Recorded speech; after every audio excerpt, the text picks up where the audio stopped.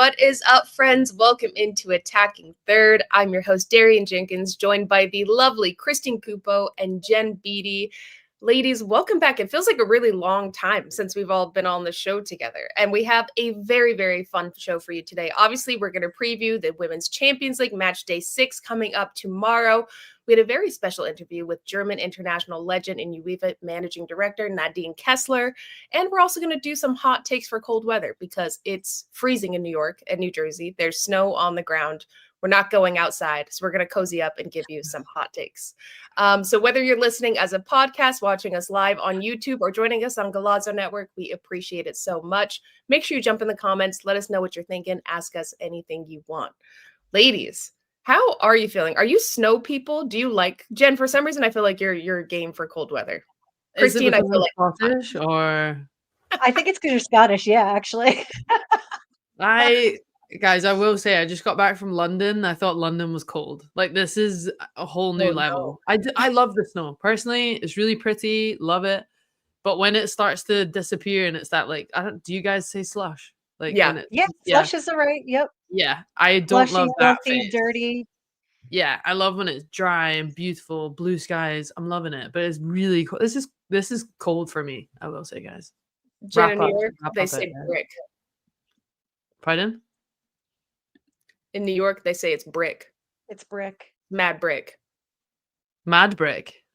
Yeah. What does mad brick mean? It's really cold. It's mad brick. Sorry, let me tell you something. It's mad brick out there. Mad brick. She's a real New Yorker. Cupo, I feel like you're not a snow person. No, Darian, you know me. I literally just immediately hibernate. It's funny because I think about this a lot lately. I hate playing indoor, so I have always played outdoor year round. And I don't have that dog in me anymore. Like, I used to be out there, like, not feeling my toes. The feels like would be like -5. And I'd be like, yeah, guys, let's go run around for 2 hours. Absolutely not. What was wrong with me? My fingers would be numb. I'd be coming home with bruises that I don't remember getting, or knocks that I did not feel at the moment. Like, I hate cold. I absolutely detest cold. I was meant to be like in a nice temperate climate, sun, nice drink, a beach. I don't know how I ended up here. And I hate that automatically everybody's like, but you're from New York. Yeah, okay. And I got a big black puffer coat too. Like, it doesn't make me happy. I feel like there was passion in that answer there. You were really... You're riled up about that. Yeah, I'm really. I get crankier as it gets colder, Beattie. I still love you all the same, but yeah, I get a little. Well, so the pumpkin spice phase is gone, and then you're gone. Right. Okay, I got you. Now it's just like, I don't know, boozy eggnog. If we're hitting the eggnog, I don't know. Like, are you a mulled wine? Are you a mulled wine girly? Oh, I'm a mulled wine girl. Yeah, that's a good vibe. Do you guys like hot apple cider? Hot apple cider into mulled wine season, I'm here for. All the things that make this palatable, I'm here for. But the cold itself, no. I liked snowboarding, but now I'm afraid I'll maim myself, so I don't do that anymore. What are our thoughts on hottie toddies? Love a hot toddy. Yes. Great. Not hot toddy? Yeah, hot toddies. Love hot toddy. Right. Hot whiskey. I feel like we could do a whole segment on Christmas drinks. We absolutely could. We had a great interview, and I said we need an 83 cocktail list for the holidays. Mine would be hottie. What we should have done for this segment is just like go through the Champions League teams and like picked out what holiday drink they would be. But I mean, hey, they probably would sign us up for a few like 10-step classes. We're pitching segments at the top of the show. I love it. Something that is keeping us cozy and warm and making this cold weather palatable is Champions League is back. Match day 6, the last match day of the new league phase introduced to the Women's Champions League this year. And there's a ton still up for grabs. And this is the beauty of the league phase. Not every powerhouse team is immediately through. You have some of the young guns come in, the teams that are gritty, that are making it super difficult to secure those positions. All top 4 spots are still TBD. 10 teams with a chance to make the top 4, some more likely than others based on points, goal differential. And 3 teams are still vying for the last 2 playoff spots. Now, all of the matches are going to be played at the same time tomorrow, but some of the huge ones that we really have our eye on are Wolfsburg and Chelsea, Lyon, Atletico Madrid, and Juve and Manchester United. Now, ladies, when you're looking at all of these matches, I have my iPad over here to the side, looking at every single one, all of them starting at 3 p.m., all with different things on the line. Which one do you both have your eye on? Jen, I'll start with you, that you're really keying on, that you're probably going to focus on tomorrow. I mean, they're all the joy about this league phase is every single match day. There's always been, multiple games to look forward to. But the Juve Manchester United game stands out for me. I've been so impressed by both teams. Actually, I will say I was leaning towards Manchester United, and then rudely forgot that Juventus were my dark horse coming into this entire tournament. And look, even Juventus going 3-0 up against Lyon and Manchester United winning their opening 3 games, I think this is just a really awesome last game for both teams in the league phase to really see how they're both navigating if they both obviously for the next, I don't want to say phase, it's knockouts. But I feel like they've both done really well against top teams, right? But this is the first head-to-head I think that will come, and it's perfect timing because they've both had every single match day leading up to this. Manchester United have now had heavy defeats off Wolfsburg and Lyon and kind of been outclassed by both teams. Probably performed better against Wolfsburg. But for me, this is now a tie. Juventus are sitting in third. Am I right? Second. Fourth. Fourth, yeah, they are. It goes Barcelona, Lyon, Chelsea, Juve. Yeah, so this is kind of can they stay in it? Will they be leapfrogged by other teams? Obviously, that's going to be tough if other teams win. But this is a big matchup for both teams in a sense that they can really gauge how they're both doing because it's a similar level of quality, if I can put it like that. No, I like that. I hope Christine, you bring how do you feel about your Juve girls?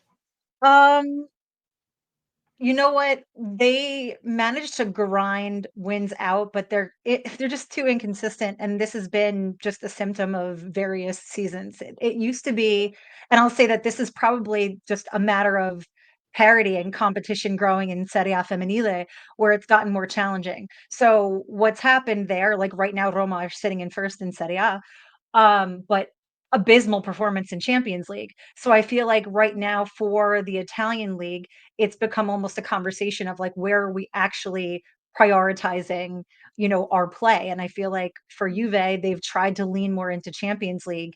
And yes, we saw them get the best of Lyon, which has been possibly one of their best performances all Champions League, but weren't able to see it through. And I think that that's something they really need to work on. But yeah, they have the capacity to take points off of any team and things are still tight. So I'm hopeful is what I'll say. Okay, I like that. Is that the game you were focusing on for tomorrow? Like if they're all playing at the same time, which one are you like, I have to watch this? So, ahead of this competition, I kept saying Wolfsburg, Wolfsburg, Wolfsburg, Wolfsburg. So I'm gonna stick with apparently my German rooting interest. I don't know how this ended up being, but I feel like I always end up defending them in some way. But I'm gonna be locked in for Wolfsburg Chelsea. And why is because Wolfsburg again have that pedigree. They've been here before. They know what they have to get done. Chelsea have never beaten Wolfsburg at home. So this would be a first for them. Chelsea again, a little bit of wobbly now that they've actually shown that they have some vulnerabilities in their armor there, especially having taken the loss, bouncing back against Brighton. I think Wolfsburg, they could really have the juice in the tank for this match. So I feel like it's going to be close. So for me, I think it'll be a spicier matchup where, yes, tune in, watch with me. Darian, who've you got your eye on? Who's going to surprise us tomorrow? Who's going to surprise us tomorrow? Yeah. Or what's your matchup? You guys know that I've been loving, well, not from this big list. I think from this list of the heavy hitters, Jen, you and I have both been super high on Lyon. I think Atletico Madrid put a good challenge up against Bayern, 2-2. Bayern, my dark horse, kind of disappointing me off and on. But I do think with Juventus going against Lyon, they play the perfect 45 minutes against them. Not 90. So if you're Atletico Madrid going against Lyon, that's how you need to play, is how Juventus did in that first 45. As far as the one that's not on that top 3 list that we're all going to be watching, I'm actually going to look at your Gunner. Well, both of you. I know, Cupo, you're a big Arsenal stan, but Arsenal and OH Leuven. See Gunnersaurus behind me? He's always looking over my shoulder. I see him. But I've loved Leuven. I have loved Leuven. I think that's the beauty of this tournament. They truly are the darlings, the league phase coming in, exceeding all expectations. You guys, they're moving on, and PSG is not. Who would have thought that coming into this?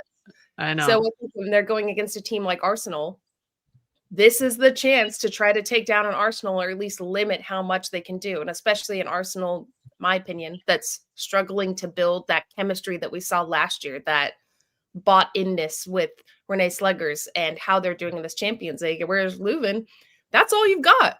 They may have all of the money, the marquee signing. So that's actually the match that I'm really going to be focused on, that I think could be a little bit more of a surprise than you would think just looking at it on paper. That's a match that's stressing me out the most. Yeah. Say loved Leuven 10 times really fast. Love Leuven, love Leuven, love Leuven, love Leuven. Starting to sound French. What about you, Christine? Is there one that you've got your eye on that's maybe not in that top 3? Honestly, Leuven Arsenal is my primary stressor right now, mostly because Leuven have proven to be that they are a second half team, and Arsenal have shown that scoring first hasn't really cemented wins. And so I'm worried about that little intrinsic factor there, and that Leuven can manage to stay organized, and I'll be absolutely distraught. I don't know. Obviously, like, they've been the top of the Belgian Super League, and they know what they're doing. And I guess maybe there's a little bit of my discount there, and a little bit of an Arsenal bias that will play in. But like, they're trying to extend this fairy tale right now, Leuven, and I fear that sometimes belief is like that little smidge of something that pushes you over the line. Yeah, and to know that the odds are totally against you. You're going against the title holders of the Champions League, who are struggling domestically and in the Champions League. Yeah, I don't know. Arsenal for sure. You know, I was talking about this the other day. Arsenal are in a, might look, they've been dipping in and out all season, right, in terms of form and points on the board in WSL and Champions League. But this is their time to like continue momentum going into the Christmas break. So I feel like that's a really difficult time, regardless of how good OH Leuven have been in the competition. Arsenal are on that forefront that I don't even think they're looking at it as top 4 wherever they finish. For me, in an Arsenal standpoint, it's just about performances, momentum going into Christmas, knowing they won't want that break to happen, put it that way. They've just come off the back of, Liverpool made it pretty difficult for them. And a lot of teams have, so they'll be going into it thinking another hard game and have to continue it. So a tricky time to be coming up against Arsenal, I'd say. Yeah, really opportunistic time to be coming up against Arsenal if you're the players of OH Leuven. Well, let's do some predictions, because we have to do predictions. It's Champions League. With tomorrow, the stage will be set. Yeah. Every place will be set. So looking at the top 4, we know who's in it now. It's first Barcelona, Lyon, Chelsea, Juventus. Juventus also tied on points, though, with Real Madrid and Bayern Munich. Who do you guys think is going to solidify their places in the top 4? Because those last 2 spots could be fairly open. Chelsea only on 11. They have a huge match. I think 2 teams that are kind of in similar predicaments of their form. A lot can change with those bottom 2. Who are Bayern playing? Bayern playing Valerenga. I think I'll go Barcelona, Lyon, Chelsea, Bayern Munich. Oh, you think that's Bayern what I have as well? Yeah, I feel like Juventus getting in there hinges too much on other teams slipping up that I don't think will slip up. Yeah, exactly. That I think Juventus will tip Man United and put them in a really good points situation. They'll finish in the seeded playoff spot, but I can't see Bayern Munich slipping up against Valerenga. Or Chelsea would have to drop points. Yeah, that's my top 4. Cupo, are we saying the same? Yeah, we've two brains. We're just so brilliant. No, I really, trust me, if I could somehow do the math to make it so Juve are in that top 4, I would have done it, made the argument. Unfortunately, logic did not prevail here. And when I did it mathematically, I was like, yeah, no, girl, everybody's going to be like, that's a hot take. So be it. Well, we love hot takes here. I'm actually looking at Real Madrid. Yeah. I think this is a team that's made such statement wins and stuck to their style of play that I wouldn't be surprised if they nagged that 4 spot. I know they play FC Twente. That's a difficult team to go against, but super inconsistent. And talk about a team that has been consistent, it's Real Madrid. So I think go ahead. I no, sorry, I didn't mean to interrupt. I just got ahead of myself as I do on this. But if you're a team that's like pushing for top 4, right, and you're playing against a team that's already out, that's like a big advantage as well, because there could be a lot of rotations in the teams, and when it comes down to goal difference, that could be a massive opportunity to put a lot of goals past the team if they choose to rest players, if they go to prioritize the league. So there's that sort of bigger conversation. So I actually really like that. It's a smart one, Darian. I can't, have to give it to you. Yeah, I tried to know they're gaining momentum. My only thing with Real is that it took them since last match week to finally come up with a clean sheet. I think if they had tidied their defense up a little bit earlier, then I'd be a little bit more confident in them. But yeah, I mean, they're formidable. Like, who wants to tussle with Caroline Weir? And I can see Juve, Man United ending in a draw. I can see Chelsea, Wolfsburg ending in a draw. Oh. To me, Real Madrid is a team that's not going to end in a draw. When I'm looking at these who are in line right now, I don't know. That's what I'm. It's Bayern Munich, right? So between the three of us, it was Bayern Munich and Real Madrid who we were debating up against, and they're joint on points, but Real Madrid have a much better goal difference. Darian, I think you might be onto something. Yeah. Okay. Are you switching sides? No, I'm just backing up your brilliance. No, I appreciate it. This is what we love, though. It's the drama. It's close. I mean, I think this is truly the beauty of the league phase, that we get this now. We get to see these teams on the cusp, on the bubble, either get to play spoiler or move on and advance themselves and knock out some really heavy-hitting teams that are going to have to play an extra game. So we will see who's right tomorrow. We have our top, we have our predictions. But one more thing. Which 2 teams will nab the last 2 playoff spots between Valerenga, Atletico Madrid, and OH Leuven? I'm going Leuven and Atleti. Ooh. You think against Arsenal, Leuven and... I have a bad feeling. Yeah. Wait, what? I don't want, trust me. I'm like, again, I would rather tie myself in knots and be like, yeah, fine. I don't have the confidence, just even in like gut feeling, that I'm like, no. But yeah, Wait, who did you go for, Cupo? Atleti and Leuven. Yeah, that's also why. Yeah, same. I can't. Valerenga, it's too big a gap, and goal difference as well. Like the goal differential is gonna. There's no way. The worst part for them. That's like a 10 goal. Yeah. No, I'm same with you guys. I think the other 2 are safe based on goal difference, and then something goes dramatically wrong for Atleti. Yeah. Which, park the bus, Yeah, exactly. That's what I'm saying. Pull the UA in the first 45 minutes, park the bus. Park the bus. Go on transitions. All gas, no brakes. Okay, well, I love that we all agreed on the playoff spots. We are different on who will make the top 4, but TBD, we will see tomorrow. But we got to talk to an expert in UEFA Women's Champions League, Nadine Kessler. So we're going to talk about her interview and see some clips of that after this quick break. This is European soccer's biggest stage. Written in the stars! What a difference she has made! The question is, can you handle it? Can you handle it? The crowd here feels electric. Stream every match of the UEFA Women's Champions League on Paramount+.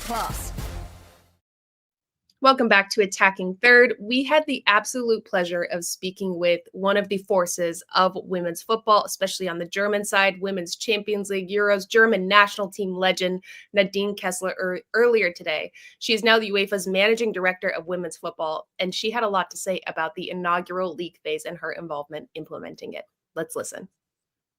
as in the US or in other countries, we all try to find the perfect recipe for a club competition, right? How to make this competition more competitive, how to make it at the same more inclusive, give more players, more clubs, more regions a chance. So this was another ingredient we tried to get right. But at the same time, to make something competitive doesn't mean at the same time that, you know, we have the right quality, right? Competitive means teams of equal level, but we of course also wanted to provide this top class football, which we believe we have here in Europe. And I think these were all thoughts that we discussed together with clubs, of course, with leagues, with many stakeholders around the table, and ask us what format is provides the right formula, and also what access to this format to really drive our competition forward, sportingly speaking. And of course, then also how we drive it forward commercially speaking. So it's really, you know, it's a joint effort. I mean, UEFA is the competition organizer, but in the end, the clubs need to deliver. In the end, we all need to deliver together and have to be on board, because we are not sitting on our high throne here and giving orders and saying this is the way to go about it. No, it needs to be a collective vision for this game, and I think, you know, we've managed well. If you see now that the top teams, forgive me, but they've lost some points. Mm-hmm. The smaller teams surprised, which we've never had before. Last year, at this stage of the competition, many teams had 0 points. Top teams had full points. And right now, again, looking ahead to match day 6, this is a very different story. So we really feel like we got this right, to give newcomers a chance, to give more teams a chance, to also provide fans and everyone with more top-level football, which probably our top clubs, of course, also wanted. So I think really everyone deserves a compliment, and I think that's the way to go forward. First of all, brilliant. Loved her. She is so funny. We didn't get to see the full interview in that, but everybody, it'll be up on YouTube. Go check it out. She is funny, intelligent, so wise. And I loved hearing her take on how much this league phase has sort of brought in this sort of inclusivity into Champions League, which always felt so exclusive. And Jen, I actually want to ask you, because watching this, something you've played in extensively, to see these kind of border teams be able to come in and make such a huge impact just in a couple of matches and knock out heavy hitters, be challengers, highlight players that, you know, we maybe see in the Euros or, you know, here and there, but we don't actually get to see them fully in a Champions League stage. How cool is it to see the growth of that just from your own playing career to now where you are as a pundit?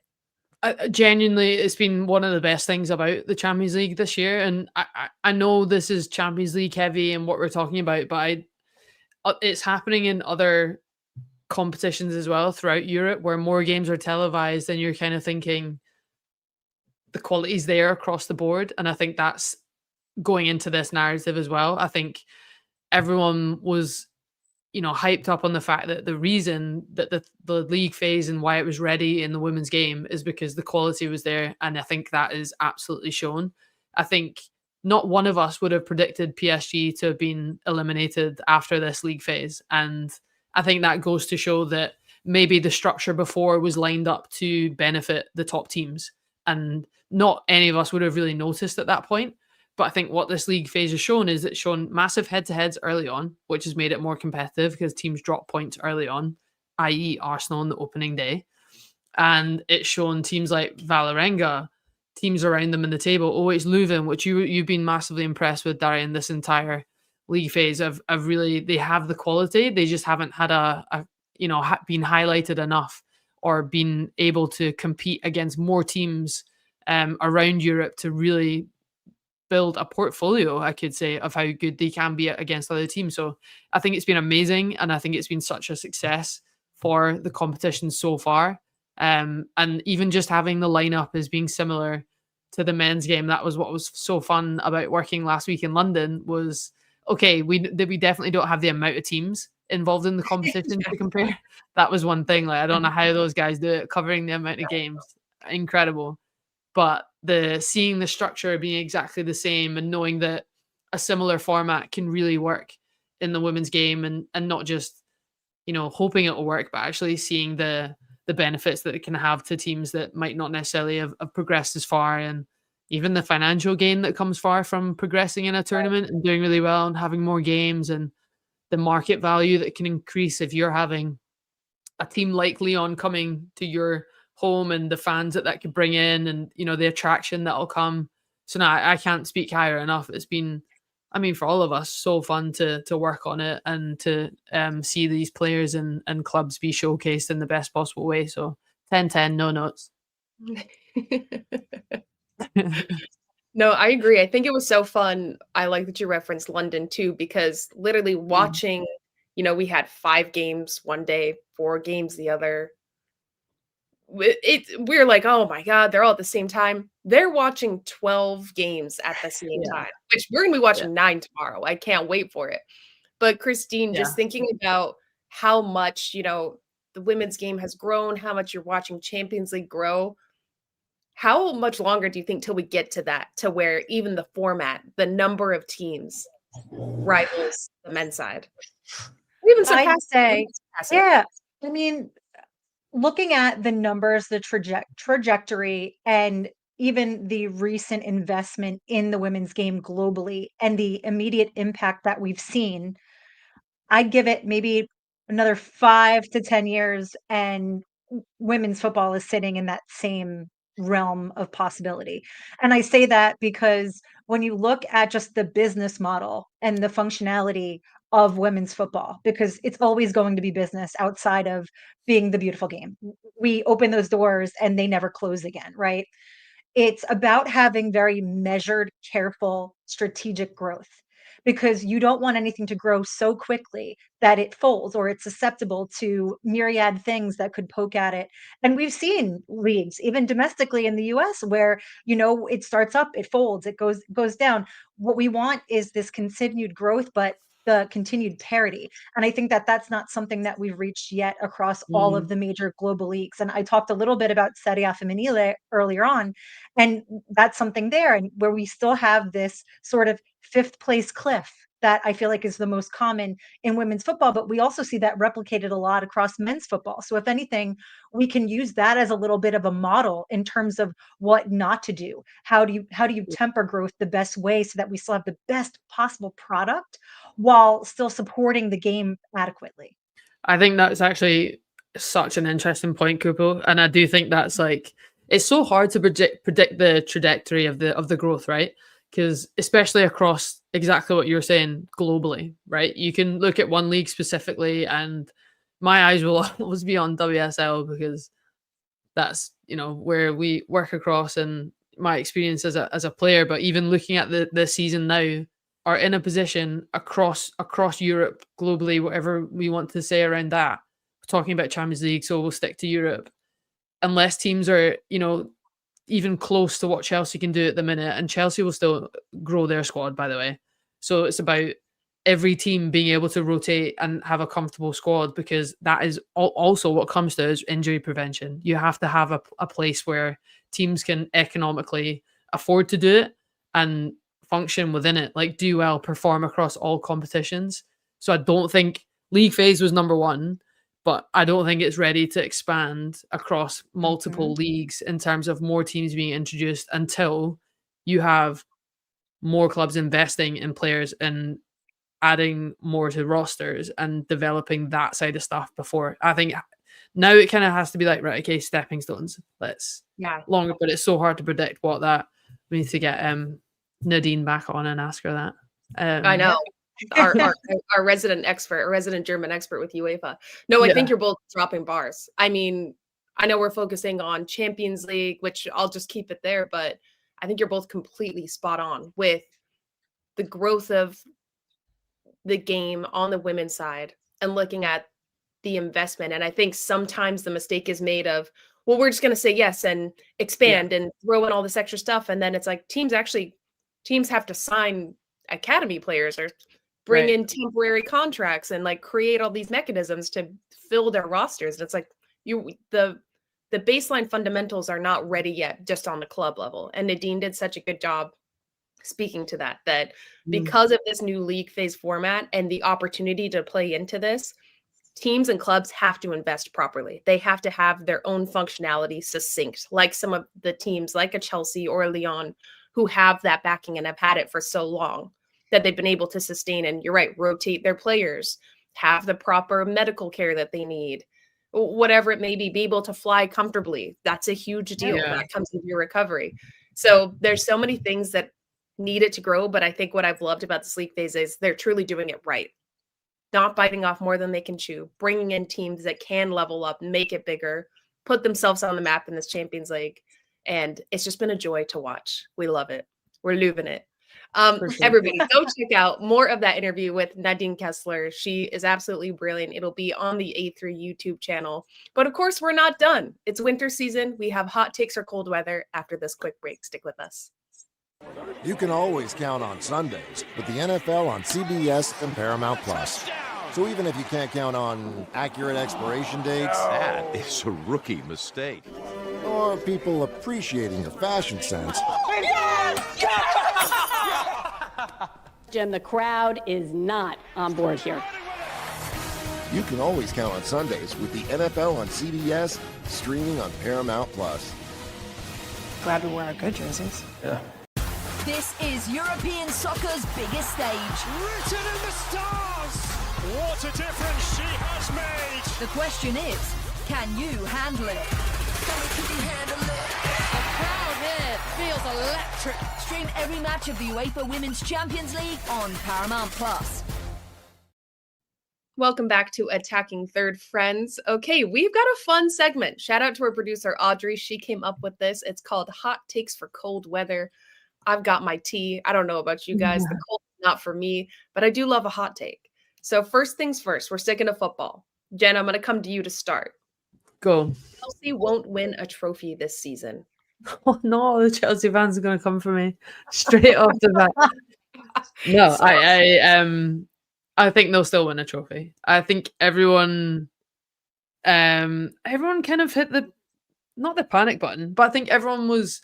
Listen, they went 500 and odd days without losing a game in the WSL. I still think they have an immense amount of quality. I think the Champions League win against Roma, am I right? 6-0 was Yeah. like a massive bounce back and probably a huge confidence boost for them. Ooh, Adrian's writing which one? I was gonna Look, I still think they'll win a trophy. I still look, I've been so impressed by Man City in the league, but I think it's a huge benefit they're not in Champions League, and that's why they're looking really comfortable against teams. But they're the team that lost to Chelsea in the league.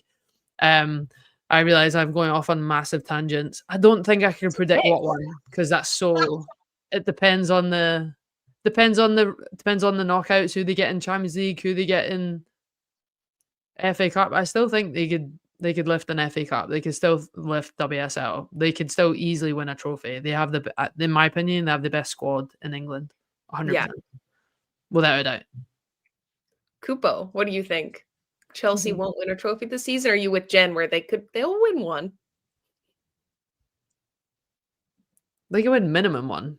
I'm like, yeah, they could win. I don't know. I kind of just want to be a hater. Like, no, Chelsea deserve nothing nice this season. No, I think they'll come up with one at least. I feel like mathematically it would be largely improbable. Like, is there an act of God? Because I'm pretty sure that Sonia would lose her damn mind if they come up empty-handed this season. So, yeah, I think they'll pick up at least one. Yeah, it would be a big F failure if they Right. didn't win a single trophy with the players Like, that they have. Unbeaten streaks galore, and then being like, so we got Bupkis. Yeah. Yeah, that it would be insane. Okay, next hot take. Cupo, I'm going to come to you. Okay. Juventus will reach the UWCL semifinals. Okay. Hot take That or would- possible? It's possible, with the caveat being Mhm. it would have to be like the right draw and like near perfect performance on their part. They're definitely not a favorite. This is hard. Obviously demonstrated that they can put in at least a nice, solid, beautiful, wonderful, delicious 45-minute performance against a top contender like a Lyon. They're second in Serie A. They're unbeaten in 7 domestically. They're showing up to the knockouts in way better positioning than last season. I think we can. I'm going to say yes. I'm going to say yeah. Yeah. I like how Jen's like, I'm rambling, and I'm like, hold my beer. I'm like, allow me to ramble. Yeah, I think they can. I think they can. I don't think it's outside the realm of possibility. I'm saying yes too, purely on the fact with that round of games, as in getting to a semi-final, qualifying. If you can sit in a low block and counter the way they did against Lyon, you can definitely compete against the top teams in Europe. Yeah. So I'm saying yes. And like the likelihood of the draw means that they'd be coming up against the Barca, a Lyon again, Chelsea, a Bayern. So yes. Final answer, yes. Okay, so we all agree. There's a chance they can do it. I like it. Jen, I know you'll love this. My personal favorite player in the Champions League, Melchi Domoneh, will win the Golden Boot in the Champions League. I'm saying yes. I could. That's a hot take. I can 100% see that happening. There are obviously other top goal scorers in the tournament, but can I see it happening? Is the question? Is that the game? Yes. No. Yes. Will win. Yeah. Yes. I mean, outside of some wonky voting, yes. No, that she was. Her finishing is the best I think I've seen in Champions League this season. Like, for someone who can genuinely. I've talked about this even with Bunny Shaw in the WSL, and I'll get back to Champions League with the morning. But someone who can create something out of nothing. Yeah. The way she just shifts onto her right foot and bangs it in top corner. Like, we've not seen her do it once. We've seen her do it multiple times. So I'm going to say yes. Cupo? Yeah, I don't think that's a hot take. Like, I'm like, that's a lukewarm take. That's a hot cocoa left out for a few hours. Well, this one might be a little hot. This one's hot. Trinity Rodman will not return to the NWSL. Yeah, she will. 100%. She will. We're going to have hip, lip. I don't know. We're going to come up with all kinds of cash. She'll stay. She's staying. What was it? High impact performance mechanism? What is it? High impact player. High impact player. Right? Hip. Yeah, high impact player. Hip. High impact player.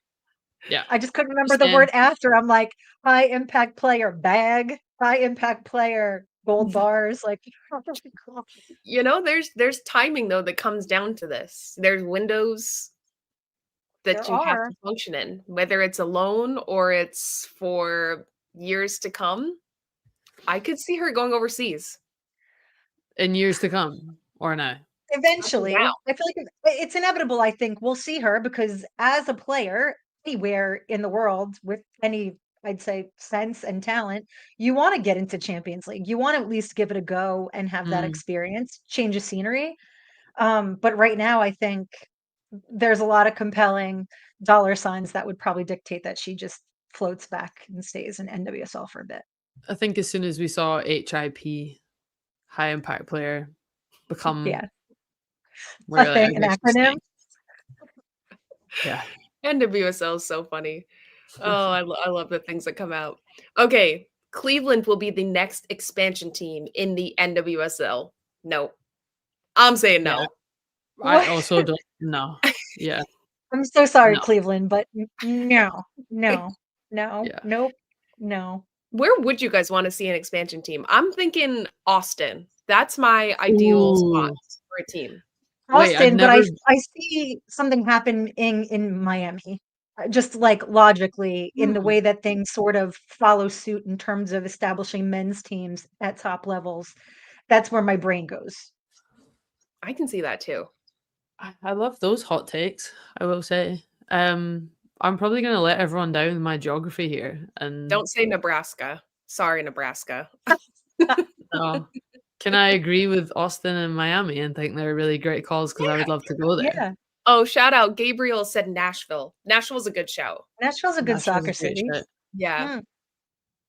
I feel like we're getting all the ones that I think would be great. Like for years, I had said like Atlanta would be a dope place to have a women's team again, and we're getting it. We got Denver popping off. We got Boston now. So yeah, like we're just connecting the dots here on the map. Yeah. Shout out to James. He also said Cincinnati will be a team before Cleveland. I also believe that. I also believe Cincinnati, but I don't know how high it is on the list. I feel like their NWSL is hitting like major. I don't know.